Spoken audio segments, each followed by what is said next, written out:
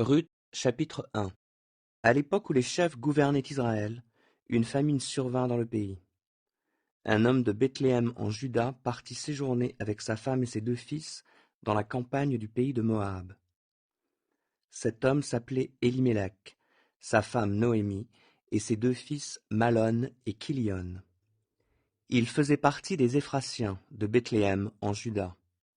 Ils parvinrent en Moab, dans la campagne, et s'y établirent. Élimélec, le mari de Noémie, mourut là, et elle resta seule avec ses 2 fils. Ils épousèrent des femmes moabites, dont l'une s'appelait Orpa et l'autre Ruth. Ils demeurèrent là une dizaine d'années, puis Malon et Kilion moururent à leur tour, et Noémie resta seule, privée à la fois de ses 2 fils et de son mari. Lorsqu'elle apprit que l'Éternel était intervenu en faveur de son peuple et qu'il lui avait donné de quoi se nourrir, Noémie se mit en route avec ses 2 belles-filles pour rentrer du pays de Moab. Elles quittèrent donc ensemble l'endroit où elles s'étaient établies et prirent le chemin du pays de Juda. Alors Noémie dit à ses 2 belles-filles, « Allez, et rentrez chacune dans la famille de votre mère. Que l'Éternel soit bon pour vous, comme vous l'avez été pour ceux qui sont morts et pour moi-même. Qu'il vous donne à chacune de trouver le bonheur dans un nouveau foyer. » Puis elle les embrassa pour prendre congé. Les 2 jeunes femmes pleurèrent à gros sanglots et lui dirent, « Non, nous t'accompagnerons dans ta patrie. » Noémie leur répondit, « Retournez chez vous, mes filles. Pourquoi viendriez-vous avec moi? Je ne peux plus avoir des fils qui pourraient vous épouser. Retournez chez vous, mes filles, allez. Je suis trop âgée pour me remarier. Et même si je disais, j'ai de quoi espérer des enfants, je me donnerais à un mari cette nuit même, et j'en aurais des fils. Attendriez-vous qu'ils aient grandi, et renonceriez-vous pour cela à vous remarier? Bien sûr que non, mes filles.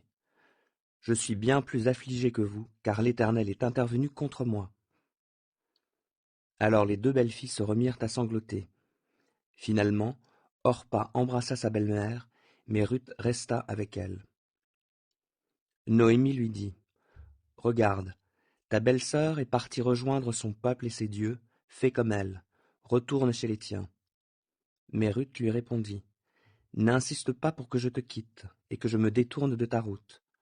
Partout où tu iras, j'irai. Où tu t'installeras, je m'installerai. Ton peuple sera mon peuple et ton Dieu sera mon Dieu. Là où tu mourras, je mourrai aussi et j'y serai enterré.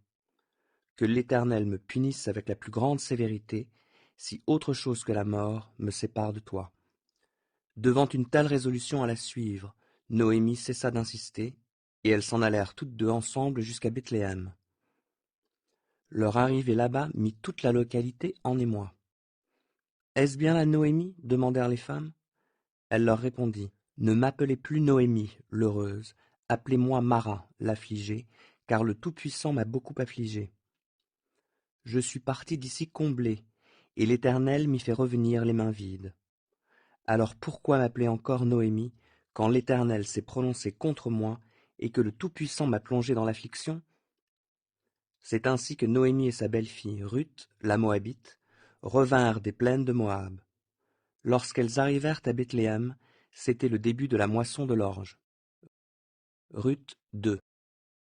Noémie avait un parent du côté de son mari, un homme de valeur influent, de la famille d'Élimélec, nommé Boaz. Ruth la Moabite dit à Noémie, « Permets-moi d'aller au champ ramasser des épis laissés par les moissonneurs. J'irai derrière celui qui m'accueillera aimablement. » Noémie lui répondit, « Va, ma fille. » Ruth partit donc et se mit à glaner dans les champs derrière les moissonneurs. Il arriva par hasard qu'elle se trouvait dans un champ appartenant à Boaz, ce parent d'Élimélec. Un peu plus tard, Boaz lui-même vint de Bethléem et salua les moissonneurs en leur disant, « Que l'Éternel soit avec vous. » Ils lui répondirent, « Que l'Éternel te bénisse. » Boaz demanda au serviteur qui était responsable des moissonneurs, « À qui est cette jeune femme ?» Le responsable des moissonneurs lui répondit, « C'est la jeune Moabite qui est revenue avec Noémie des plaines de Moab. Elle nous a demandé la permission de glaner les épis entre les gerbes, derrière les moissonneurs. Elle est venue ce matin, et depuis, Elle a été à pied d'œuvre jusqu'à maintenant, et s'est à peine reposée un instant. Boaz dit à Ruth: Écoute bien, ma fille, ne va pas glaner dans un autre champ, reste ici et suis mes servantes. Regarde bien où mes hommes moissonneront, et suis les femmes qui ramassent les épis. J'ai interdit à mes serviteurs de t'ennuyer, et si tu as soif, va boire aux cruches qu'ils ont remplies. Ruth s'inclina jusqu'à terre, se prosterna et lui dit: Pourquoi m'accueilles-tu avec tant de faveur, et t'intéresses-tu à moi qui ne suis qu'une étrangère?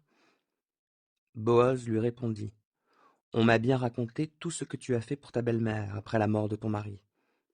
Je sais que tu as quitté ton père et ta mère et ton pays natal pour venir vivre chez un peuple que tu ne connaissais pas auparavant. Que l'Éternel te récompense pour ce que tu as fait, et que le Dieu d'Israël, sous la protection duquel tu es venu t'abriter, t'accorde une pleine récompense. Ruth dit: Mon maître, tu m'accueilles avec tant de faveur que j'en suis réconforté. Tes paroles me touchent, moi ta servante, bien que je ne sois pas au même rang de tes servantes.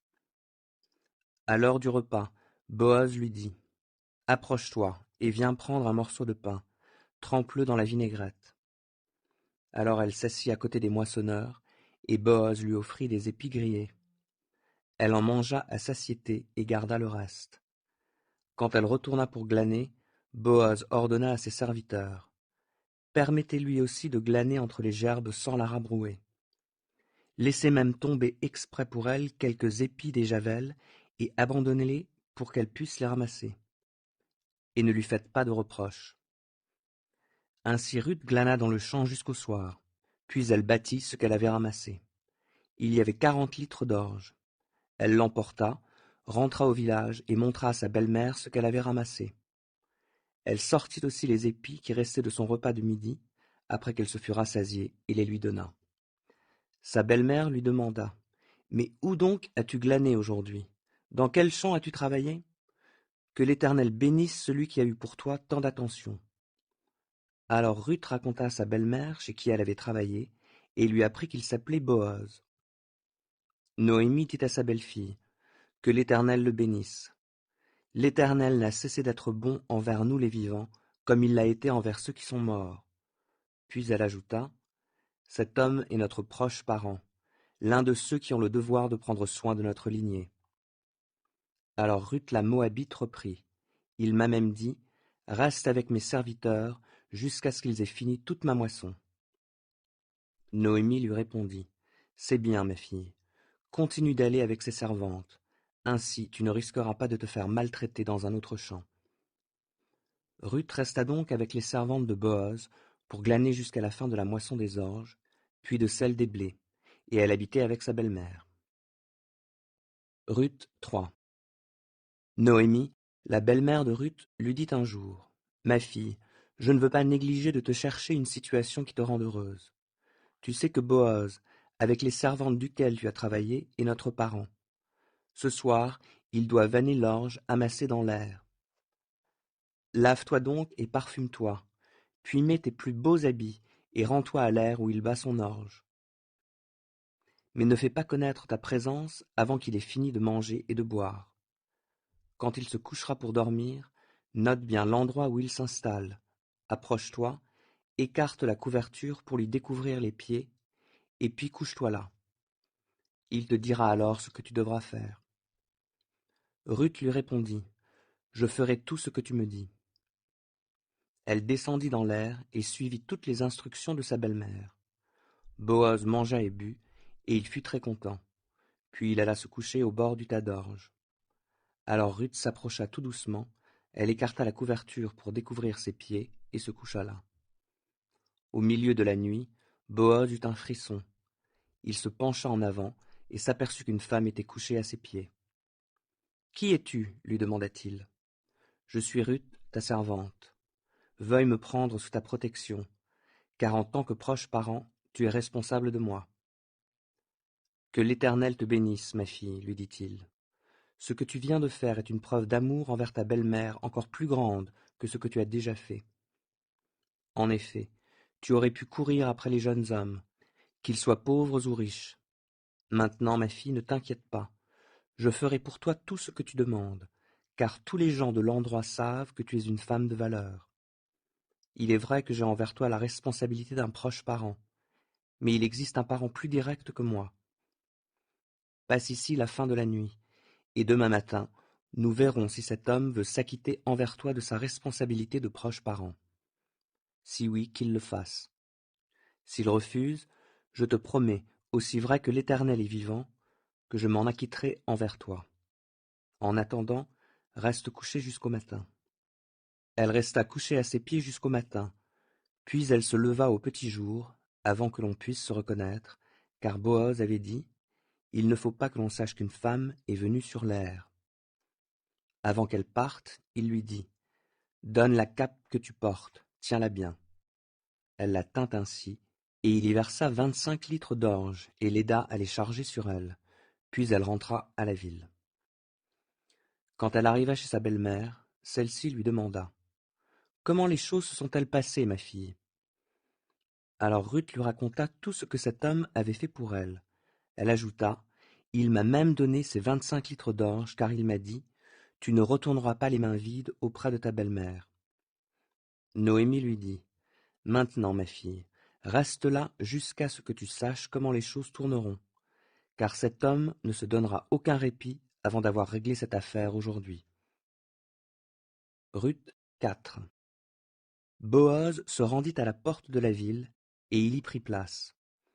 Quand le plus proche parent, dont il avait parlé, et qui avait le devoir de s'occuper de Ruth, vint à passer, Boaz lui dit, « Un tel, viens donc t'asseoir ici. » L'homme s'approcha et s'assit.